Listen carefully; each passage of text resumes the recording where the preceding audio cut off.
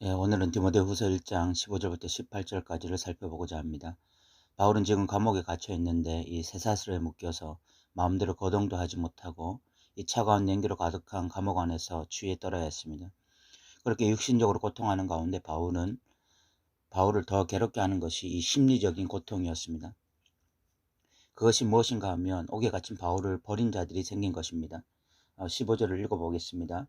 아시아에 있는 모든 사람이 나를 버린 이 일을 내가 아나니 그 중에는 부겔로와 호모게네도 있느니라 라고 말씀하고 있습니다. 지금 아시아에 있는 모든 사람들이 바울을 버렸다라는 것은 과장된 표현으로 보입니다. 그만큼 사도 바울은 모든 사람에게 버림받은 그런 감정적인 느낌을 받은 것으로 보이고, 실질적으로는 부겔로와 이 호모게네가 바울을 버린 대표적인 인물들입니다. 그렇다면 부겔로와 호모게네는 왜 바울을 버리게 되었을까요? 감옥에 갇힌 바울이 부끄러웠기 때문입니다. 이 사도 바울은 복음을 전하다가 감옥에 갇혔습니다. 우리는 그런 사도 바울을 위대한 신앙인으로 추켜 세우기도 하고, 또 그런 사도 바울의 복음에 대한 열정과 헌신에 존경심을 표하기도 합니다. 그런데 막상 그런 일이 내 주변에서 일어난다면 어떻게 되겠습니까?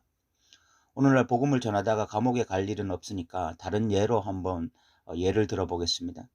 같은 교회를 다니고 있는 한 성도가 새벽 예배도 열심히 다니고 교회 봉사도 누구보다 열심히 하고 전도도 열심히 합니다. 그 성도들을 한마디로 표현한다면 복음에 미친 사람이라고 말을 할 수가 있습니다. 모든 교회 성도들은 그 성도를 존경했고 그 사람이야말로 진정한 믿음의 사람이라고 인정했습니다. 그런데 그 성도가 하는 사업이 어느 날 망했습니다. 그리고 그 성도의 자식은 갑자기 엇나가기 시작했고 그 사람은 불의의 사고로 하반신 불구가 되었다고 가정해 보십시오. 그 성도는 그런 상황 속에서도 여전히 하나님을 원망하지 않고 기도하고 예배합니다. 그런 모습을 보면서 그 성도를 더 존경하는 사람들도 있습니다. 그런데 교회 안에 그 사람을 두고 수군대는 무리들이 등장합니다. 그 무리들은 말합니다.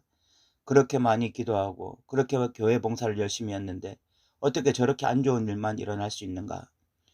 저 사람이 진짜 신앙인이 맞는가? 우리가 모르는 어떤 죄를 숨기고 산 것은 아닌가?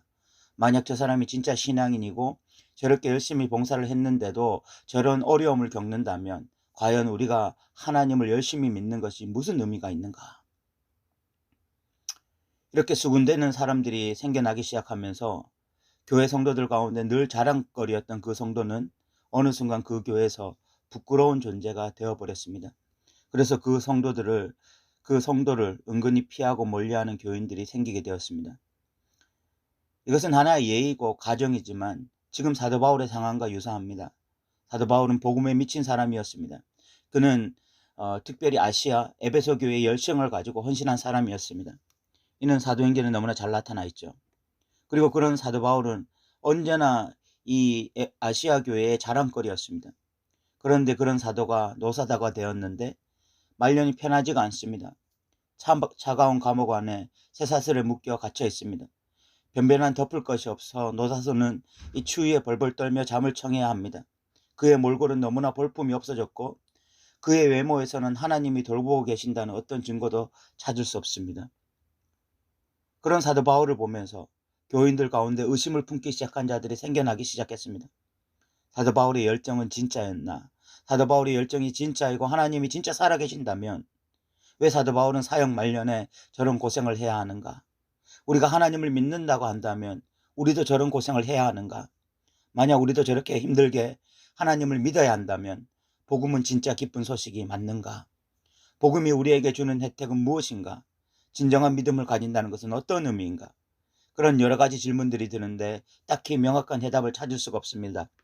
그러면서 이 자신들의 자랑거리였던 이 사도 바울을 버리려고 하는 것입니다. 그런데 이는 사도 바울 이전에 예수님이 겪었던 일입니다. 제자들은 예수님이 행하시는 기적과 이적 그리고 가슴을 뜨겁게 하는 말씀에 매료되어 예수님을 열심히 따랐습니다. 그들에게 예수님은 언제나 자랑거리였습니다. 그런데 그 예수님이 로마 병정에게 잡히시게 되었습니다. 그때 제자들에게 예수님은 자랑거리가 아니라 부끄러운 대상이었습니다. 그래서 예수님을 버리고 다 도망을 갑니다. 제자들은 예수님을 따라다니면 인생이 꽃이 필 줄 알았습니다. 예수님 나라에서 당당히 한 명은 외무부 장관, 한 명은 내무부 장관, 한 명은 법무부 장관, 한 명은 교육부 장관 등 각각 한 자리를 다 차지할 줄 알았습니다. 그런데 제자들이 막상 경험한 것은 로마 병정에 힘없이 잡히시는 예수님이셨고 나무에 달려 고통스럽게 죽어가던 예수님이셨습니다. 그들은 예수님께 실망했습니다. 그리고 예수님이 부끄러워졌습니다. 그래서 과감하게 예수님을 버린 것입니다. 사도 바울은 디모데후서 1장 8절에 나를 부끄러워하지 말고 라고 부탁하고 있습니다. 사도 바울을 보면서 누구라도 부끄러워할 수 있는 요소를 사도 바울이 가지고 있었다는 것을 의미합니다. 그런데 감사하게 사도 바울을 부끄러워한 자들만 있었던 것은 아닙니다. 사도 바울을 버린 자들만 있었던 것이 아니에요. 16절에 보면 사도 바울을 끝까지 후원하고 지원하고 격려하던 그런 사람이 있었습니다. 16절을 읽어보면 원하건대 주께서 오네시보로의 집에 긍휼을 베푸시옵소서. 그가 나를 자주 격려해주고 내가 사슬에 매인 것을 부끄러워 아니하고 로마에 있을 때 나를 부지런히 찾아와 만났습니다. 원하건대 주께서 그로 하여금 그날에 주의 긍휼을 잊게 하여 주옵소서. 또 그가 에베소에서 많이 봉사한 것을 내가 잘 아느니라. 이 16절에 보면 오네시보로라는 사람이 나오는데 그는 사도 바울을 격려하고 부끄러워하지 않았습니다. 그리고 부지런히 찾아와 사도 바울을 만났습니다. 오네시보로가 감옥에 갇힌 사도 바울을 부지런히 찾아왔다는 것은 어떤 면에서는 굉장히 부담스러운 일이었을 것입니다. 잘못하면 같은 제목으로 한순간에 죄수가 될지도 모르는 상황이었을 것입니다. 그러나 이 오네시보로는 사도 바울을 자주 찾아왔습니다. 그리고 그를 격려했습니다. 사도 바울 입장에서 오네시보로는 너무나 귀한 존재였을 것입니다. 다 자신을 버렸다고 생각하는 순간에 얼마나 큰 절망이 있었겠습니까? 그런데 누군가 여전히 자신을 지지하고 존경하고 있다는 것, 이것을 발견할 때 이보다 더 큰 힘이 없었을 것입니다. 그래서 사도 바울은 그 집에 하나님의 긍휼이 임하길 기도합니다. 오네시보로는 왜 사도 바울이 부끄럽지 않았을까요? 그는 왜 사도 바울을 버리지 않았을까요? 같은 가치를 공유했기 때문일 것입니다. 오네시보로는 이 보이는 현상이 아니라 보이지 않는 진리를 붙잡은 자일 것입니다. 그는 왜 사도 바울이 감옥에 갇혔는지 정확하게 이해한 사람일 것입니다. 사도 바울이 지금 감옥에 갇힌 것은 결코 실패한 말년을 보내는 것이 아니라 가장 값진 인생이 걸어온 마지막 최고의 마침표라는 것을 오네시보로는 알았을 것입니다. 오네시보로는 그런 다짐을 했을 수도 있습니다. 나도 편안한 침대에서 생을 마감하기보다는 주님의 이름 때문에 고난의 현장에서 죽기를 소망한다. 저는 한국교회가 복음을 일정 부분 부끄러워했다고 생각합니다. 그래서 이런 가치를 성도들에게 심어주지 않았습니다. 그래서 어렵고 힘든 상황이 되면 하나님을 부인하고 예수님을 부정하며 쉽게 신앙을 저버리고 포기하는 자들을 많이 양성해 내었습니다.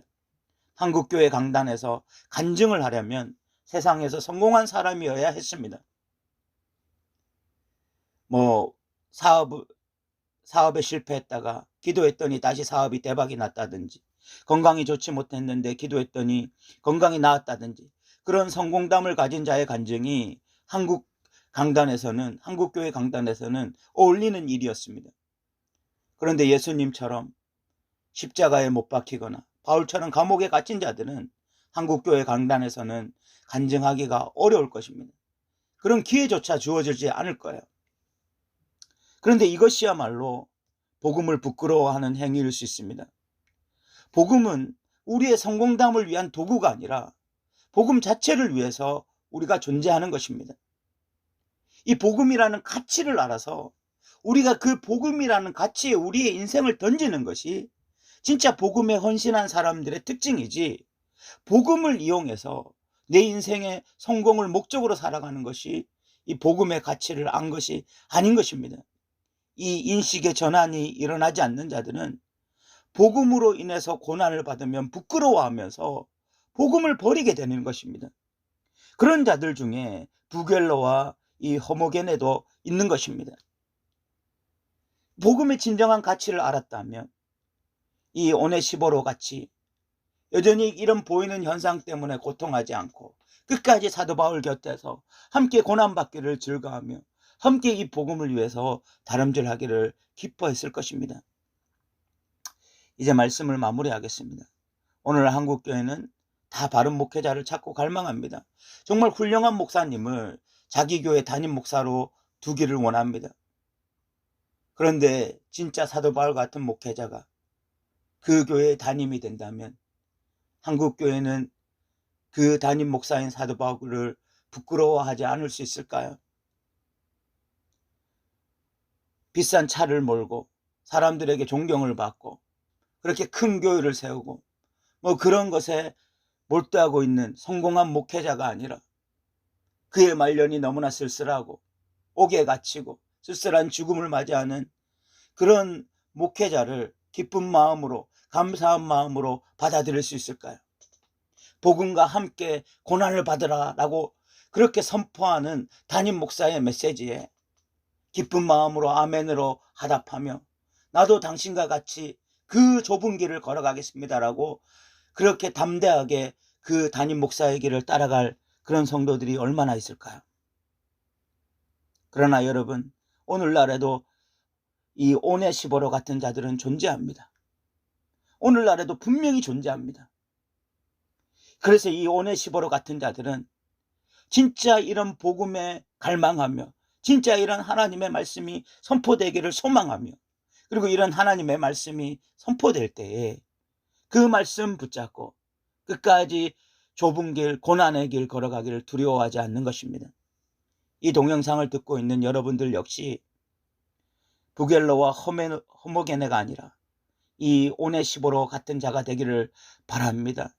그래서 복음을 부끄러워하지 않고 오히려 복음과 함께 고난받기를 소망하는 그런 믿음의 사람 되시기를 주님의 이름으로 부탁드립니다. 들어주셔서 감사합니다.